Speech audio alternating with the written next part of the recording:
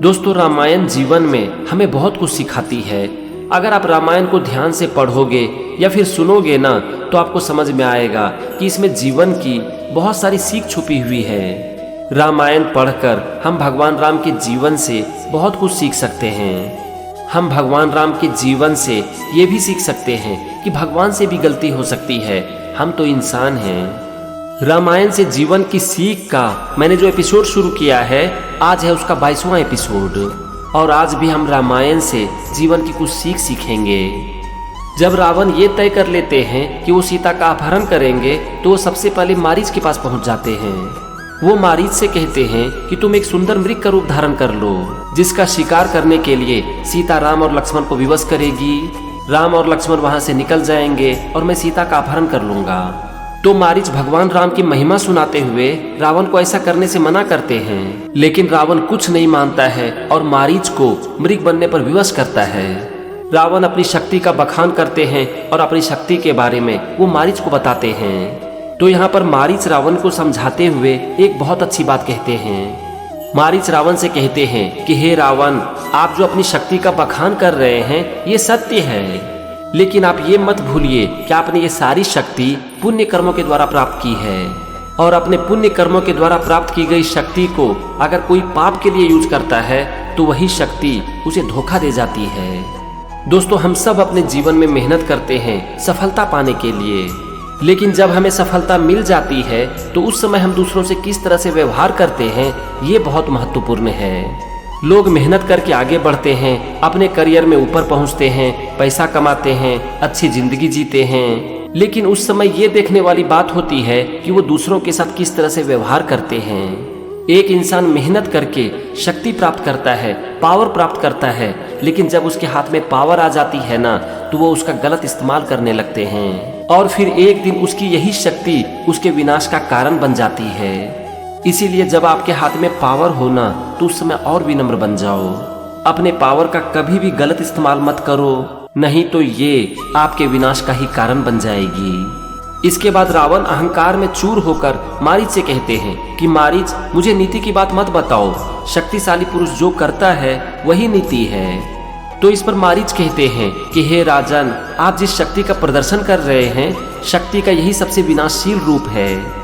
क्या आपके बुद्धिमान मंत्रियों ने आपको इसके बारे में सलाह नहीं दी?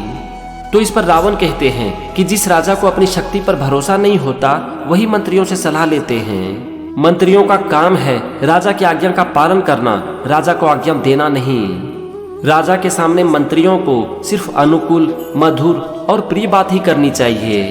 तो यहाँ पर फिर से मारीच ने एक बहुत अच्छी बात कही है। मारीच रावण से कहते हैं कि हे राजन, अनुकूल और प्रिय वचन बोलने वाले आपको बहुत लोग मिल जाएंगे, लेकिन अप्रिय और हितकारी वचन बोलने वाले बहुत ही दुर्लभ होते हैं। इसी को महर्षि वाल्मीकि रामायण में इस तरह से लिखते हैं, सुलभा पुरुषा राजन संततम प्रियवादिनः अप्रियस्य तु पथ्यस्य वक्ता श्रोता च दुर्लभः। दोस्तों, ये जीवन की एक बहुत बड़ी सीख है। हम अपने जीवन में दोस्त उसी लोगों को समझते हैं जो कि हमेशा हमारे सामने प्रिय वचन बोलते हैं, ऐसे वचन जो कि हमें सुनने में अच्छा लगे। ऐसे लोग तो आपको बहुत मिल जाएंगे, लेकिन ये सच्चा दोस्त नहीं है। सच्चा दोस्त तो वो होता है जो कि आपकी कमियों के बारे में आपको बताए, ताकि उसके ऊपर आप काम कर सको। हमें अपने जीवन में बहुत बार खुद की गलती दिखाई नहीं पड़ती, और इसीलिए हमें जरूरत होती है दूसरों की, जो कि हमारी गलती को देखकर हमें बता सके। जो आपके सच्चे दोस्त होते हैं ना, वो आपकी कमियों के बारे में आपको बताते हैं, क्योंकि वो चाहते हैं कि आप अपनी कमियों के ऊपर काम करो और जीवन में आगे बढ़ो। और इसीलिए हमारे जीवन में ऐसे दोस्त जरूर होने चाहिए जो कि हमें हमारी गलतियों के बारे में बता सके। अब इसके बाद मारीच मजबूर होकर मृग का रूप धारण कर लेते हैं और माता सीता उस मृग को देखकर मोहित हो जाती हैं। वो भगवान राम से कहती हैं कि मुझे ये मृग चाहिए, मैं इसे अयोध्या लेकर जाऊंगी।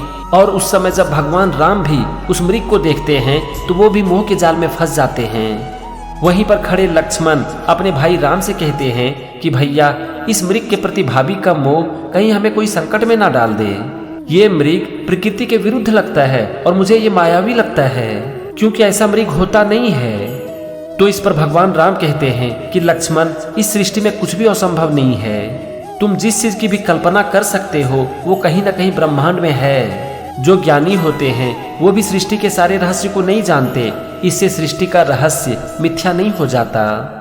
तो इस पर लक्ष्मण कहते हैं कि भैया ये तो प्रकृति के विरुद्ध है, लेकिन भगवान राम लक्ष्मण की बात को काट देते हैं। कारण क्या था? मृग के प्रति भगवान राम का मोह। फिर माता सीता भी जिद पर अड़ जाती हैं कि मुझे वो मृग चाहिए, और ये बन जाती है उनके अपहरण का कारण। दोस्तों, अगर मैं आपसे पूछूं कि माता सीता के अपहरण का कारण क्या था, तो आपको शायद यही लगेगा कि रावण माता सीता के अपहरण का कारण बना।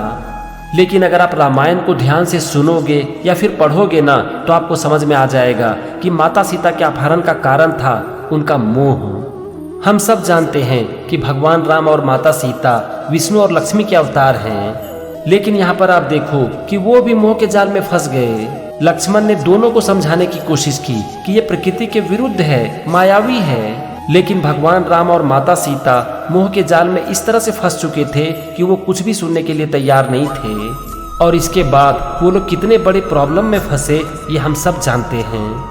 प्रॉब्लम का कारण क्या था? मोह।